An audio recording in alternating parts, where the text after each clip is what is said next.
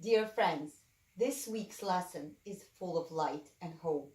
Joseph, who is sold into slavery by his own brothers, is now becoming a second in command in Egypt. He is released from prison because he interpreted the dreams of the Pharaoh. He tells the Pharaoh that there will be 7 years of plenty following 7 years of famine. He's advising the Pharaoh to collect food so that nearby empires will buy food from Egypt in the 7 years of famine. And therefore, he is put in charge of this magnificent project. And this is part of the bigger plan because his brothers, the ones that sold him into slavery, are to come in order to buy food. Joseph recognizes them right away, but the brothers don't. They cannot imagine that someone who was sold to be a slave to passerbyers could become a vice president of the biggest empire of the time. Life could be quite tricky. Very often we find ourselves hopeless, but within minutes things can change. We should never lose hope. We should never give up.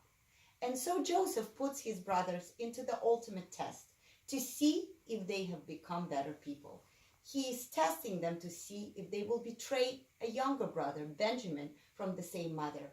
And they are successfully passing the test, showing Joseph that yes, indeed, they repented and they're sorry with their whole hearts about what they've done to Joseph.